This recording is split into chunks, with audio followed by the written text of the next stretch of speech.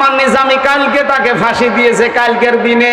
আল্লাহ ঠিক কালকের দিনেই তাদেরকে নিষিদ্ধ করেছে। কোরআনে পড়েছিলাম ইন্নাহুম ইয়াকিদুনা কাইদা হুয়া কিদু কাইদা ফামাহিলিল কাফিরিনা আমহিলহুম রুয়াইদা।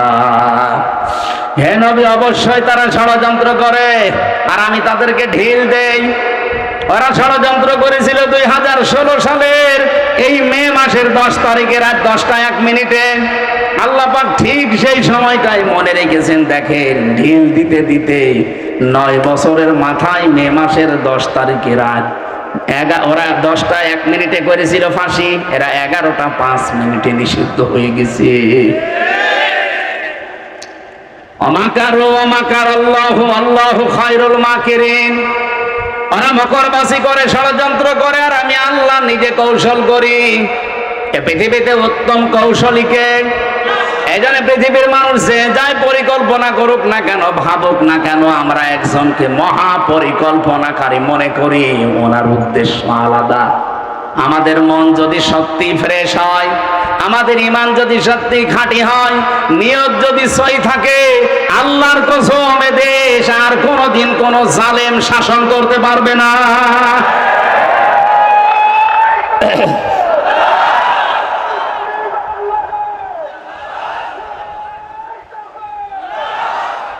আপনারা যদি মন খারাপ করেন যে না, নাম বললো কেন, আরে ভাই, এটা প্রমাণ বাংলাদেশে অলরেডি হয়ে গেছে। মাওলানা মতিউর রহমান নিজামী মন্ত্রী ছিলেন, শুধু এমপি না, মন্ত্রী ছিলেন। মন্ত্রীর চেয়ার 5 বছর চালিয়ে 36 টাকা রাষ্ট্রকে ফেরত দিয়েছে। এর চাই তার কি প্রমাণ লাগবে বাংলাদেশে আপনার কাছে বলেন? আমরা তো সবাইকেই দেখেছি। আরে আমার নাই 33 বছর, আমি নাই সব না দেখলে এ মুরব্বী তো দেখেছে। জিজ্ঞাসা করে দেখেন তো, এই 54 বছরে যারাই গেল পর পর 1972 সালের 10 জানুয়ারি থেকে 74 সালের 15 আগস্ট পর্যন্ত, এই যে 2 বছরে 40,000 মামলা হয়েছিল বাংলাদেশে। কিন্তু জামাত ইসলামের একজনের বিরুদ্ধেও কোনো মামলা আপনি দেখাতে পারবেন না। তখন কিছুই বললেন না কেন? কি শক্তি আপনাকে বাধা দিয়েছে? আপনাকে বলা লাগবে? আমি যা তথ্য বলছি সব নিজে পড়েছি, ইতিহাস।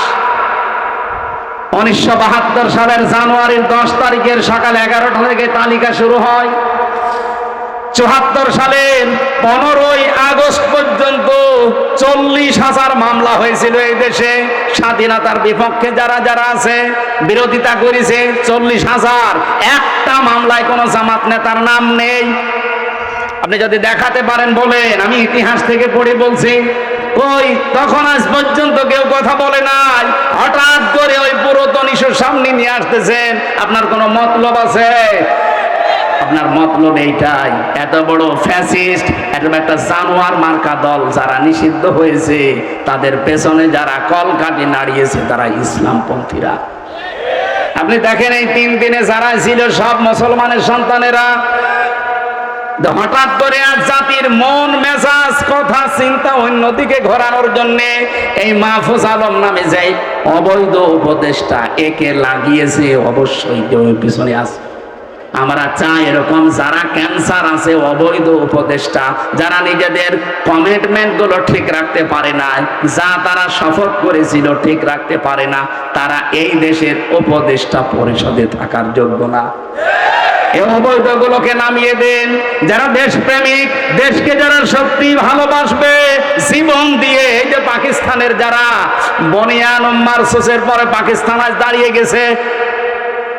বনিয়ান মারসুস, এটা কোরআন থেকে সূরা সফের 4 নম্বর আয়াত থেকে নেওয়া। আল্লাহ বলেন, ইন্নাল্লাহা ইউহিব্বুল্লাযীনা ইউকাতিলুনা ফি সাবিলিহি সাফফান কান্নাহুম বুনিয়ানুম মারসুস। অবশ্যই আমি আল্লাহ ভালোবাসি যারা সীসা গলা প্রাচীরের মতো আমি আল্লাহর জন্য জিহাদের ময়দানে সশস্ত্র দাঁড়িয়ে যায়। এখানে শুধু দাঁড়িয়ে যাওয়া না, সশস্ত্র দাঁড়ানোর কথা আছে। কান্নাহুম বুনিয়ানুম মারসুস, যারা সশস্ত্র একেবারে সীসা গলা প্রাচীরের মতো দাঁড়িয়ে যায়। পাকিস্তান 3 দিনে এত বড় জায়গায় এমনি পৌঁছায়নি। আপনি ইতিহাসগুলো 3 দিনের দেখেন। 40 জন নারী পুরুষকে তারা সই নিয়েছে, আল্লাহর নামে শপথ বাক্য পাঠ করিয়ে পাঠিয়েছে। এই বনিয়ানুম মারসুসে এই অপারেশনটা করার জন্য যান। ওরা আল্লাহর নামে শপথ নিয়ে বিদায় নেওয়ার সময় প্রত্যেকটা ক্যাপ্টেনের, আর্মির মার বাবা প্রশাসনকে জানিয়েছে, আমার এই ছেলের যদি সামনে গুলি লাগে নিয়ে আসবা, পেছনে গুলি লাগে নিয়ে আসবা না, সাগরে ফেলে দিবা, বন জঙ্গলে ফেলে দিবা, ও ছেলে আমার দরকার নেই। 40 জনকে ঠিক কোরআনের এই আয়াত মেনে ওরা পাঠিয়েছে। ওরা সব ঠিক মতো আঘাত করে আবার ফিরে এসেছে। একটাও মরে নাই, 40 জনের সব ফেরত এসেছে। মাঝখান থেকে গরুর মদ খাওয়া আর এই শুকর খাওয়া জাতি একটা একটা করে সব বিড়ালের মতো কুকুরের মতো মরে পড়েছিল। এমনি নম নম নমস্কার দিয়েছে।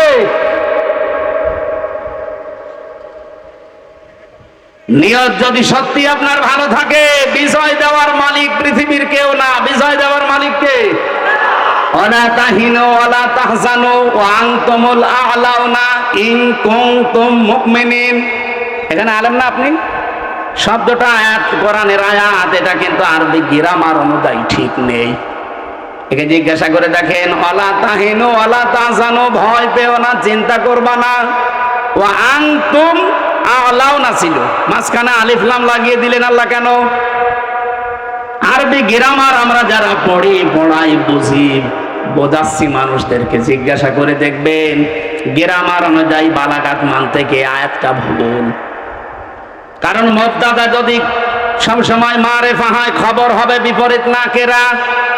অথচ আল্লাহ আনতুম এটা মুবতাদা, এটা মারেফা, আ'লাউনা এটা খবর, অথচ আলিফ লাম দিয়ে এটাও মারেফা করে দিলেন। আরবি গ্রামারে বলা হয় খবর যদি কোন সময় মারেফা হয়ে যায় তাহলে ইফিদুল হাসর, হাসরের ফায়দা দেবে, বাংলা অর্থ দাঁড়াবে হবে, শেষে হস্যাই লাগাতে হবে, না তো আপনি অর্থ মিলাতে পারবেন না। আল্লাহ বলেন কোনো চিন্তা নেই, কোনো ভয় নেই, বিজয়ী তোমরা হবে যদি মুমিন হতে পারো। ওদের ভেতরে যে ঈমান ছিল আর ওদের যে আকাঙ্ক্ষা ছিল, 3 বছর 9 বছর লাগে নাই, মাত্র 3 দিনে আল্লাহ তাদেরকে বিজয় দিয়ে দিয়েছে। যে সৈন্যটা মরেছে পাকিস্তানের ক্যাপ্টেন, তার বাবা বলেছিল যদি সামনে গুলি লাগে নিয়ে আসবা, পেছনে লাগলে নিয়ে আসবা না। তাকে নিয়ে আসার পরে মাটি দেবে, ওর বাবা বলেছে দাঁড়ান।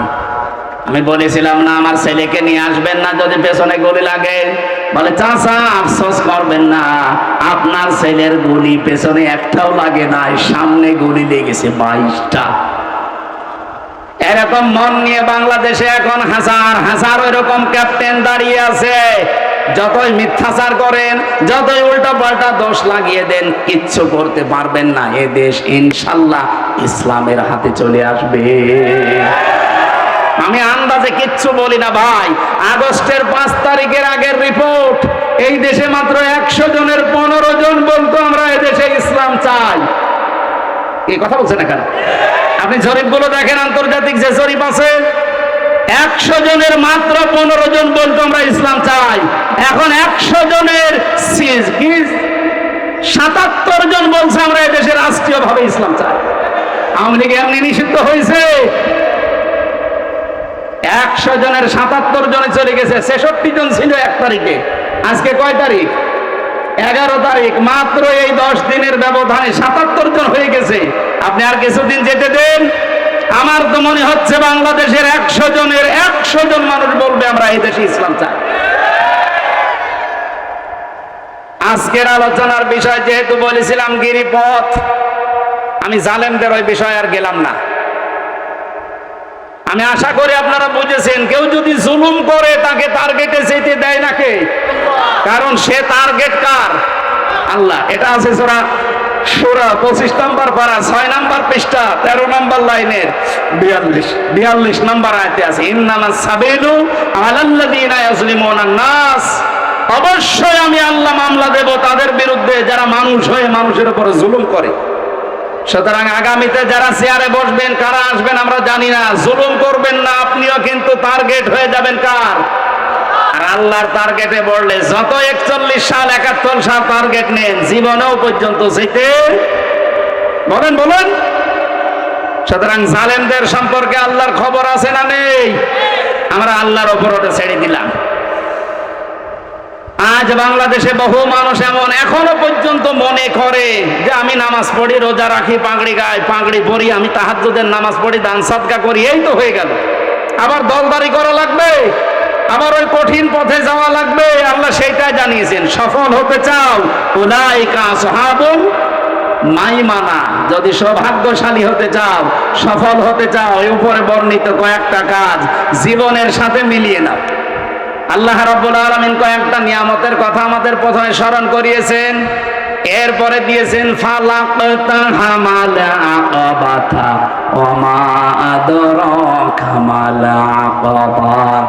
আমি যাব ব্যাখ্যায়, আগে দেখি কয়েকটা নিয়ামত।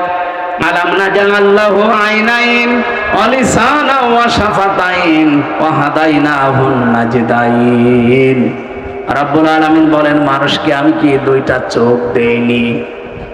আলাম নাজআল লাহু আইনাইন, দুইটা চোখ কি আমি দেইনি? চোখ কেন দিয়েছেন আল্লাহ? শুধু দেখার জন্য?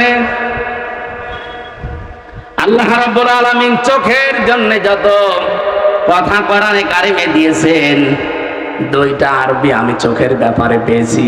চোখ দিয়ে মানুষ যেহেতু দেখে, দেখার গুরুত্বপূর্ণ আরবি হচ্ছে নাজারা আর র। র মানে নরমাল ভাবে কোনো কিছু দেখা, আর নাজারা মানে গবেষণা করে দেখা। আল্লাহ দুইটা ব্যাখ্যা এখানে দিতে চেয়েছেন। মানুষকে একটু চিন্তা ভাবনা করে না তার চোখটা নিয়ে, যে কি দিয়ে আমি আল্লাহ চোখটা বানালাম? বিজ্ঞান এখন প্রমাণ করছে আমাদের এই চোখের ভেতরে পুরাটাই পানি। পুরাটাই কি? পাঁচটা জিনিস আপনি এর ভেতরে এখন পাবেন। চোখ খোলেন, এর ভেতরে মনি আছে, লেস আছে, লেন্স আছে, ইকুয়াল আছে, ডিফ ইকুয়াল আছে। পৃথিবীতে আল্লাহ চোখের ভেতরে ছোট্ট একটা কালো জায়গা তৈরি করে রেখেছেন। এত বড় একটা ছোট্ট ক্যামেরা, ওই কালো জায়গাটা বিজ্ঞান এখন জানিয়েছে তামাম দুনিয়া যদি আপনি চোখ দিয়ে একবারে দেখেন, এরপরও ওই কালো জায়গাতে আরো জায়গা ফাঁকা থাকবে। তামাম দুনিয়াও যদি দেখেন, এরপরও জায়গা ফাঁকা থাকবে। চোখে আল্লাহ এমন লেন্স লাগিয়ে দিয়েছেন। আল্লাহ বলেন, মানুষকে একটু নজর করে না তার এই চোখের দিকে? কত কিছু আমি তাকে দেখার সুযোগ করে দিয়েছি। তাকাও আমার আসমানের দিকে, জমিনের দিকে। আফালা ইয়াতাদাব্বারুনাল কুরআনা আম আলা কুলুবিন আকফালুহা। সর্বোপরি আমার কোরআন কি তারা একটু দেখে না, ভাবে না, চিন্তা করে না? তার মানে এটা দেখলেই তো আপনি চিন্তা করবেন, ভাববেন। এটা দেখে না, এটা চিন্তা করে না, ভাবে না, নাকি ওদের অন্তর তালাবদ্ধ হয়ে গেছে? ইন্না ফি খালকিস সামাওয়াতি ওয়াল আরদ ইখতিলাফিল লাইলি ওয়ান নাহার লা আয়াতিল লিউলিল আলবাব। আসমান জমিনের দিকে একটু তাকাতে পারো না? আমি এগুলো তো অনর্থক বানাইনি। এর ভেতরে চিন্তাশীল যারা, এদিকে তাকালে তাদের